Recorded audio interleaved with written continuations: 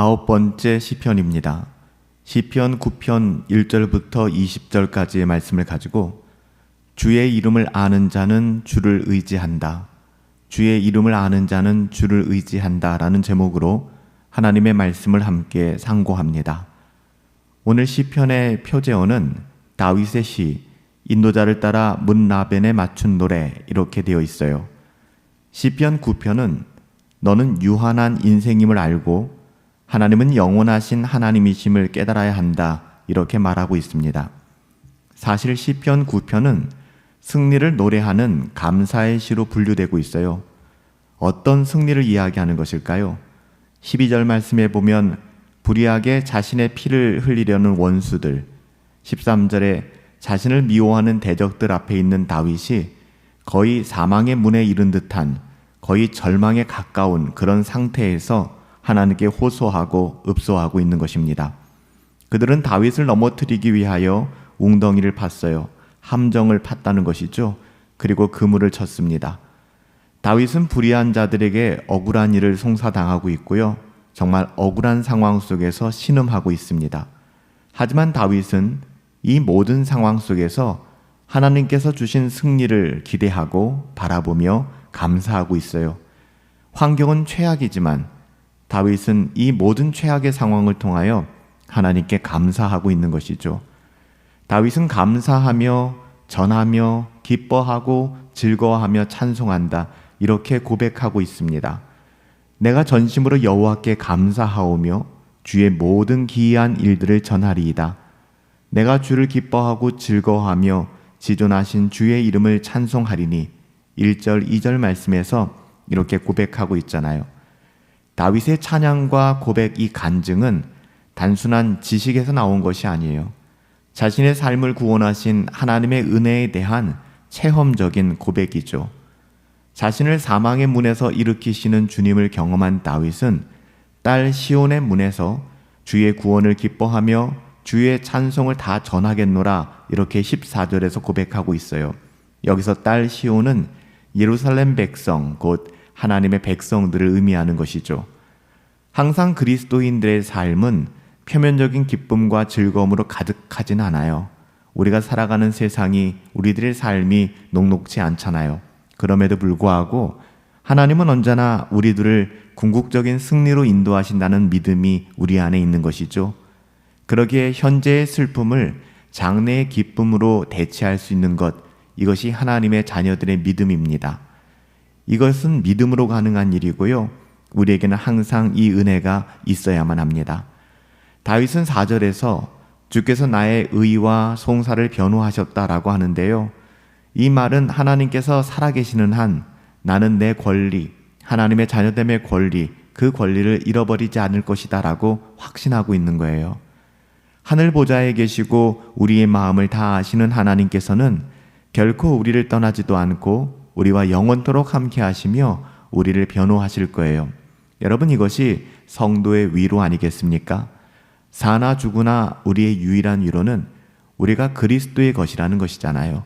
그리스도의 소유라는 것.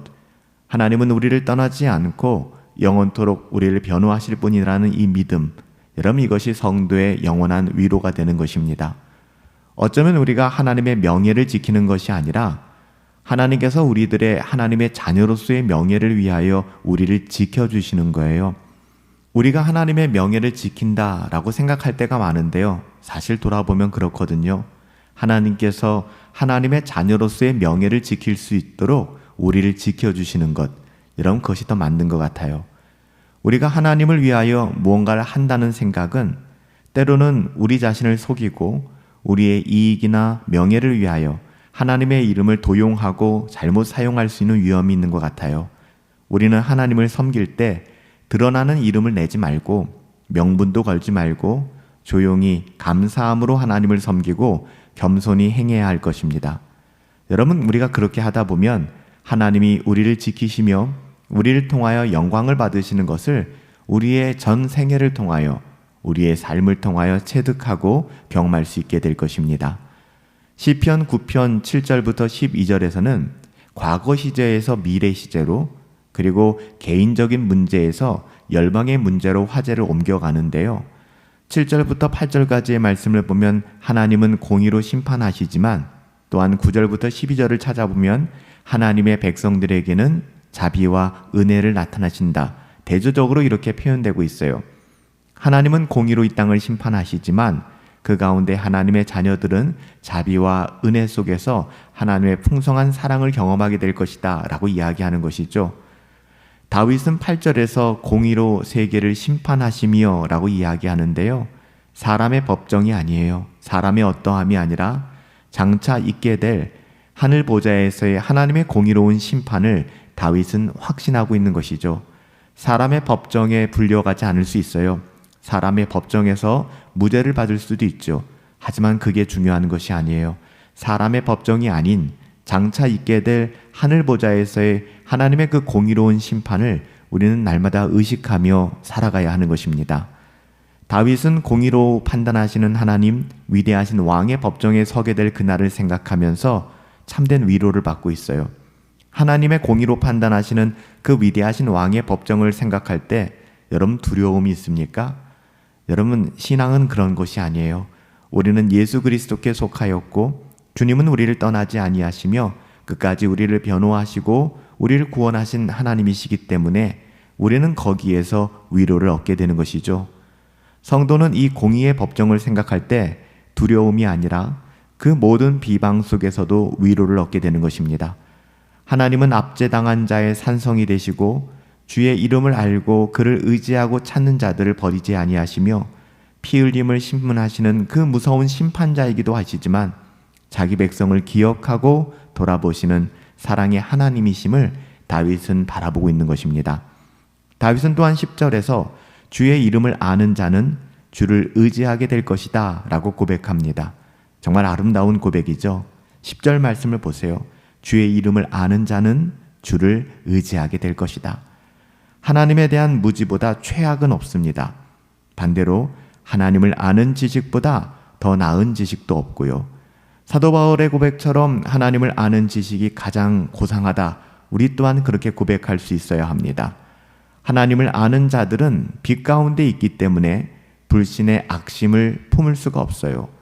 하나님의 이름을 안다는 것은 하나님의 성품을 체험적으로 경험하게 되는 것입니다.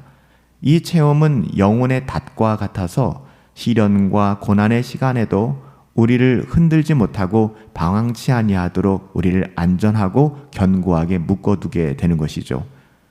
믿음은 은혜로 주어지는 지성입니다.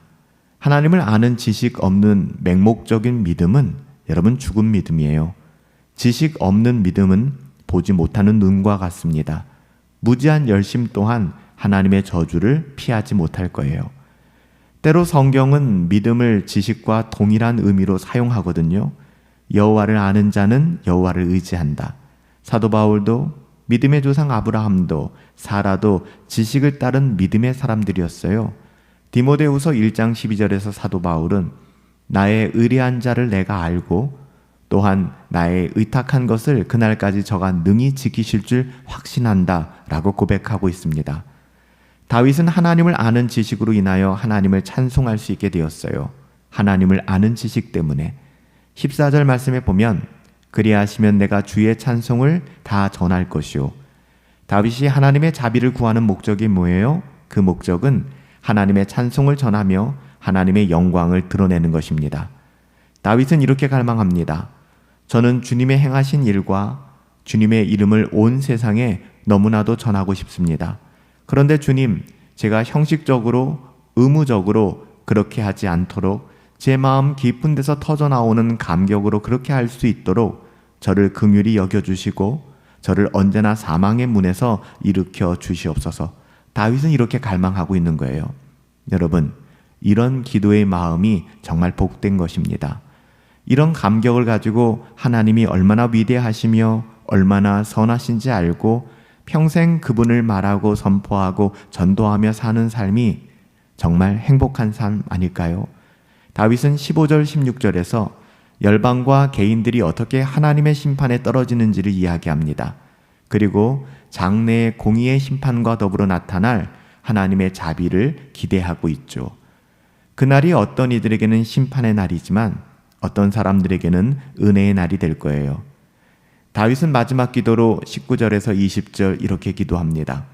그는 모두가 자신이 인생일 뿐임을 알게 해달라고 기도하고 있어요. 여기서 인생이라는 시브리 단어는 에노시인데요. 죽을 수밖에 없는 연약한 인생을 의미합니다. 기도는 성도들이 영적인 전쟁을 수행하는 무기예요. 전투가 너무 치열하여 도저히 이길 수 없을 때 우리는 든든한 우군에게 구조를 요청하게 되죠. 우군은 우리가 믿음으로 여호와여 일어나소서, 여호와여 나를 도우소서 이렇게 부르짖어 신호를 보낼 때까지 매복하여 숨어 있는 거예요. 전투에서 완패를 당하고 있더라도, 우리의 어떠함으로 실패를 경험하고 있더라도 여러분, 전능하신 자가 자리를 떨치고 일어나시면 여러분 문제는 순식간에 바뀌게 될 것입니다. 전황은 금세 바뀌게 될 거예요. 우리는 승리할 수밖에 없는 하나님의 자녀라는 사실을 여러분 잊지 마세요. 전쟁은 누구에게 속했어요? 하나님께 속한 것입니다. 인생이 그저 지나가는 인생일 뿐이라는 사실과 하나님은 영원하신 하나님이라는 사실을 제대로 알게 된다면 누가 하나님을 찾지 않을 수 있을까요? 그러나 어떤 사람들은 인생이 인생일 뿐이라는 사실을 마지막 심판날에 가서야만 알게 될 거예요. 우리는 인생이 인생일 뿐이라는 사실을 알고 있습니까? 여러분 잊지 마세요. 그리고 하나님을 정말 깊이 알고 계신가요? 하나님을 아는 지식 없는 믿음은 눈먼 소경과 같습니다. 오늘 시편 9편에서 다윗은 그것을 배웠고 알고 있는 것이죠. 그리스도인들, 하나님의 자녀들은 다윗과 같이 이것을 깨달은 사람들이에요. 그리고 하루를 살아도 그 하나님을 섬기는 감격함으로 살기를 소원하는 사람들이죠. 주의 이름을 아는 자는 주를 의지하게 될 것입니다. 우리는 주의 이름을 아는 사람들이잖아요. 지식으로 아는 것이 아니라 예수 그리스도의 십자가의 보혈로 우리의 인격을 통하여 삶을 통하여 체득하고 경험한 그 사랑을 알고 있는 그런 사람들이잖아요. 하나님의 사랑을 알기에 하나님을 의지하며 살아갈 수 있게 되기를 예수님의 이름으로 축복합니다. 살아계신 아버지 하나님, 온갖 비방을 받아도 하나님의 심판의 날이 있다는 사실로 인하여 위안을 얻게 하시고 저희 평생에 하나님을 찬송하고 영광을 선포하도록 일어나는 모든 일에서 하나님의 은혜를 경험하게 하여 주시옵소서.